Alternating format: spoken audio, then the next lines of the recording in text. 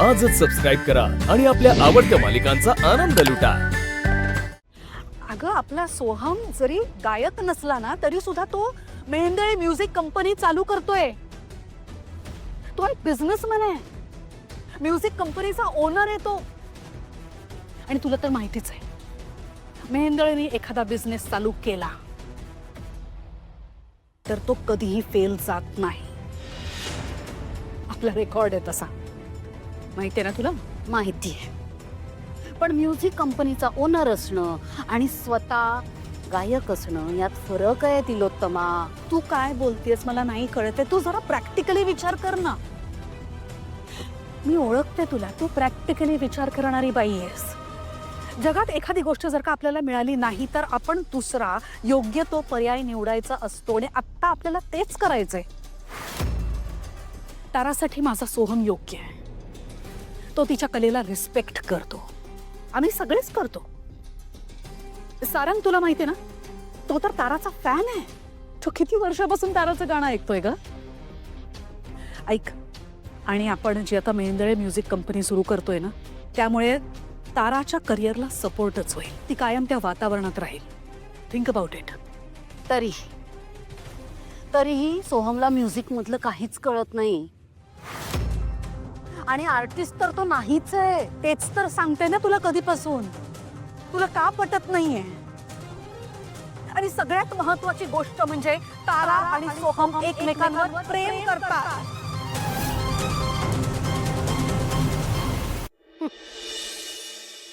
हे प्रेम बिम काय आहे ग? हे असल्या अल्लड वयात हे होतच राहतं। पण म्हणून प्रेम आहे यासाठी मुलांच्या आयुष्याची वाट लावून घ्यायची आपण?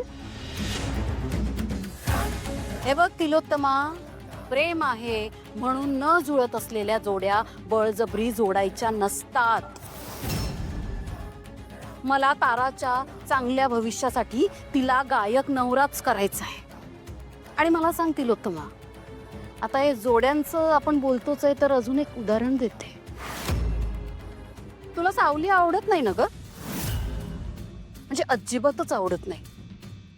पण मग उद्या तुझ्या सारंगने म्हटलं की माझं सावलीवर खूप प्रेम आहे, तर तू स्वीकारणार आहेस का त्यांचं हे नातं? भैरवी,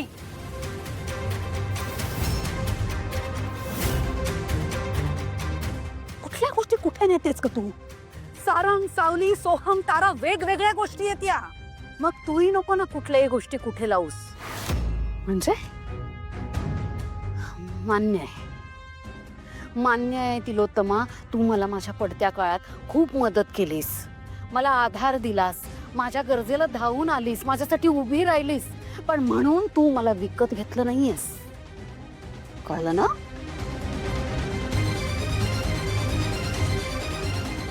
भैरवी वजे, खरेदी विक्रीची भाषा तुझ्या तोंडी शोभत नाही। हेच जर का मी बोलले असते ना तर माझ्या तोंडी शोभली असती, कारण हाडाचे व्यापारी होतो मी। इतकी वर्ष सक्सेसफुली बिझनेस चालवते मी बोलू शकते असं, पण तू हाडाची कलाकार आहेस। पण बघ ना, इथे सगळंच उलट चाललेलं आहे। तू कलाकार असून खरेदी विक्रीची भाषा करतेस, व्यवहाराची भाषा करतेस, आणि मी एक बिझनेसमॅन असून सुद्धा इमोशनली चालते। हे बरोबर वाटते का तुला?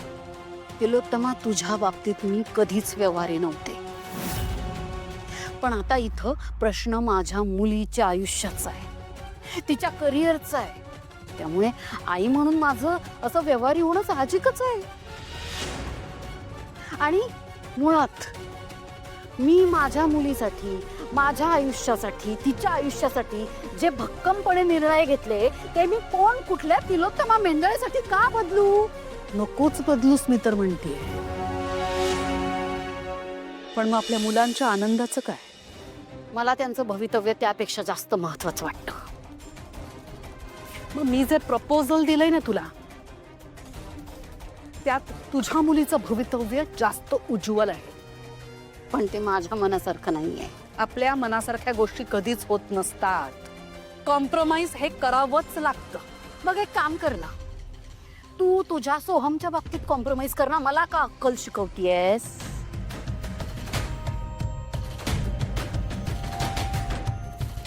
चुकतीयस भैरवी, चुकतीयस तू.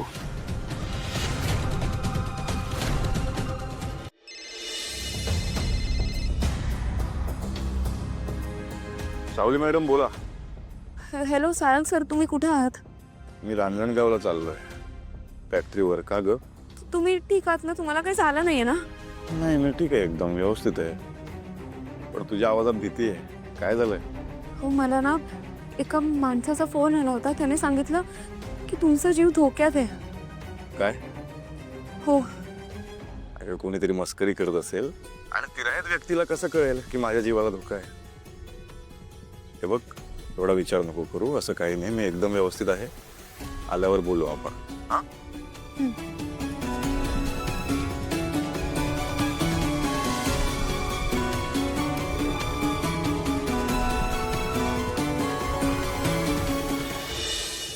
मला असं वाटलं होतं की सोहमचं तारावर प्रेम आहे.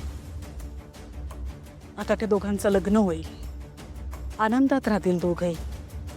लग्न होईल त्यांचं, संसार करतील ते. पण नाही, तसं काहीच होताना दिसत नाही.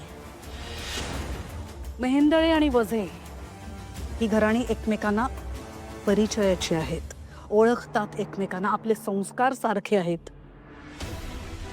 आपली सुद्धा मैत्री आहे ना ग, इतक्या वर्षांची. या सगळ्या कारणांमुळे मला खूप अपेक्षा होत्या आणि या सगळ्या अपेक्षा घेऊन मी तुझ्याकडे आले होते. पण तू नकार दिलास मला. आत्ता असं वाटतंय चुकले मी आणि तुझं खरं रूप डोळ्यासमोर आलं. मग आता ओळखलास?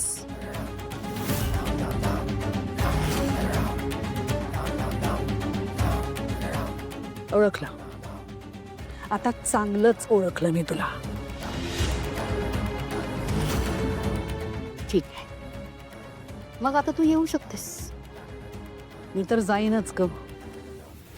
ही जी मी जाईन ना, ते शेवटचं.